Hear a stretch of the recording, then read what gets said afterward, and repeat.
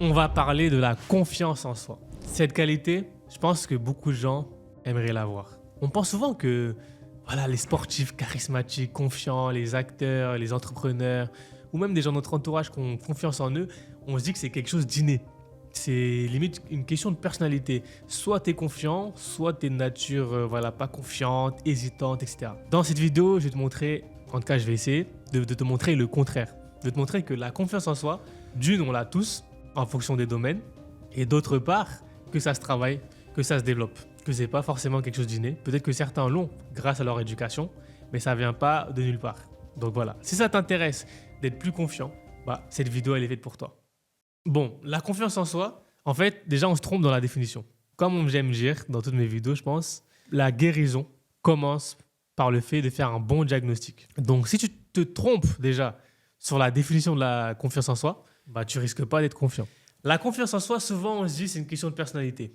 Moi, je vous dis que c'est pas mon avis. Moi, je vais partir des sciences cognitives qui disent que notamment la confiance en soi, c'est ce qu'on appelle le sentiment d'auto-efficacité. C'est-à-dire la croyance que j'ai par rapport à mes compétences. C'est-à-dire la croyance que j'ai sur ma capacité à faire quelque chose. Si on parle de mon sentiment d'auto-efficacité pour intégrer Harvard, c'est à quel point je pense que j'ai les capacités de réussir à Harvard, d'intégrer Harvard.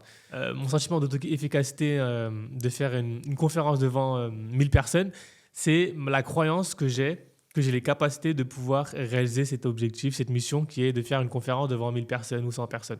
Donc déjà, dans cette vidéo en tout cas, la confiance en soi, je veux vraiment que vous le reliez avant tout à vos compétences factuelles et la perception que vous avez vous-même de vos compétences. Et donc, les gens qui ont confiance en eux, c'est des gens qui souvent vont se dire, en fait, entre la tâche que je dois faire et la perception que j'ai de mes compétences, c'est au même niveau, voire mes compétences dépassent les compétences nécessaires pour faire cette tâche. Ceux qui vont manquer de confiance, souvent, ils vont tendance à sous-estimer leurs compétences en se disant « je ne suis pas assez bon ».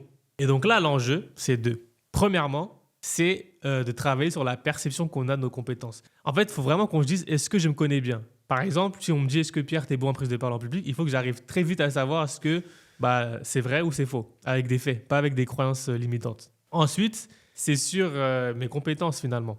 Parce qu'en fait, plus je vais être compétent dans un domaine, plus je vais avoir de facilité à être confiant dans ce domaine-là. Comme Michael Jordan le disait et Kobe Bryant le disait, en fait, la confiance, confidence, ça vient de la préparation. Plus je suis préparé, plus je m'entraîne dur, plus je suis confiant sur le terrain, plus je sais que je vais réussir.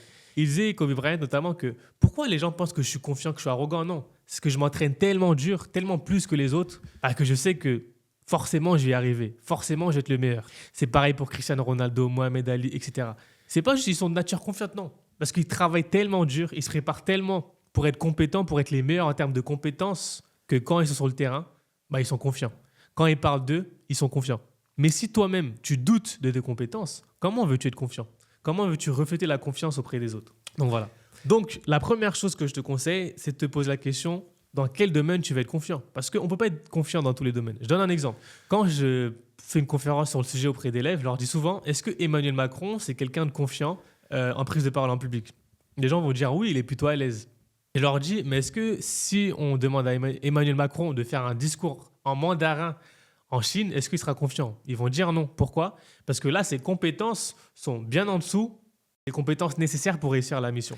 Et ça montre qu'en fait, on peut très bien être confiant dans un domaine, dans un contexte, et ne pas l'être dans un autre contexte, dans un autre domaine. Parce que c'est lié à la compétence et à la perception qu'on a des compétences nécessaires pour faire l'action ou le projet et les compétences que j'ai. Donc la première étape, si tu veux travailler ta confiance, c'est te demander déjà dans quel domaine tu veux être confiant. Quelles sont tes ambitions? Je vais être confiant en prise de parole en public. Je vais être confiant dans les relations avec les autres. Je vais être confiant lorsque je parle en anglais. Je vais être confiant lorsque je vends un produit à un client. Du coup, voilà. Déjà, tu fais une liste. Ensuite, tu te demandes, OK, pourquoi je ne suis pas confiant dans ces domaines-là? Là, je creuse. Est-ce qu'il y a des faits qui le disent? Prise de parole en public, est-ce que j'ai déjà échoué? Est-ce que j'ai déjà bégayé, etc. Est-ce qu'au contraire, j'ai déjà gagné des concours d'éloquence? Donc, en fait, je vais mettre un pour et un non. Quel élément factuel des vrais faits, pas des croyances, qui montre que je suis compétent dans ce domaine et qu'est-ce qui montre que je ne suis pas compétent dans ce domaine?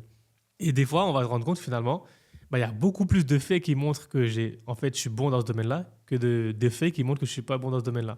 Et donc, si c'est le cas, en fait, moi, ce que je fais, c'est que je crée des diplômes. En fait, je vais créer des diplômes où je vais dire, voilà, j'appelle ça des diplômes de confiance. En fait, je vais dire, voilà, par exemple, j'ai eu telle note en maths, j'ai fait tel concours en maths ou dans tel domaine, donc ça fait que je mérite d'être confiant. J'ai gagné telle compétition, tel concours d'éloquence. Donc tout ça, c'est des faits qui vont venir conforter le fait que je suis bon dans ce domaine-là.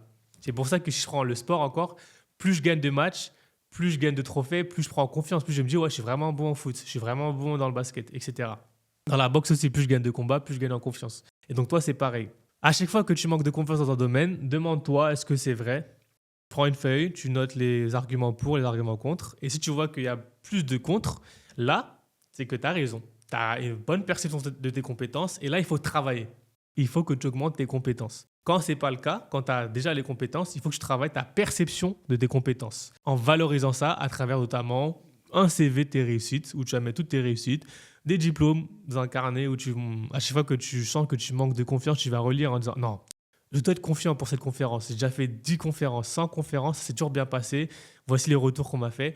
Il n'y a aucune raison de ne pas être confiant pour faire cette conférence. Donc voilà, c'est vraiment ça, moi, que je préconise pour être plus confiant. Donc pour résumer, c'est vraiment de vous dire que la confiance en soi, c'est avant tout une question de compétence. Et quand on parle de compétence, c'est la perception que j'ai de mes compétences et les faits avérés sur mes compétences. Qu'est-ce que j'ai fait comme réalisation qui confirme mes compétences? Et c'est sur ça que je dois travailler. Soit je dois juste mieux valoriser mes réussites, soit je dois tout simplement mieux me préparer, mieux me former pour augmenter mes compétences. Parce qu'à chaque fois qu'en fait, les compétences pour réaliser telle tâche ou telle mission sont plus grandes que les compétences que je pense avoir, bah là, j'ai manqué de confiance. Par contre, si c'est l'inverse, là, je vais être confiant. Là, je vais avoir aucun doute, aucune hésitation. Donc voilà. Donc si cette vidéo t'a plu, n'hésite pas à commenter, n'hésite pas à t'abonner parce que sur cette page-là, sur Instagram, YouTube, TikTok, etc., toujours, je vais essayer de partager des astuces pour vous aider à réussir vos études, réussir en tant qu'entrepreneur, réussir en tant que salarié. Parce que je pense que, en fait, à l'école, on ne nous apprend pas à être confiant. On ne nous apprend pas à apprendre. Et dans cette page, j'ai vraiment envie d'apporter tout ce que l'école ne nous apprend pas, tout ce que la société ne nous apprend pas et qui pourtant joue un rôle majeur pour déterminer la trajectoire de réussite de chacun.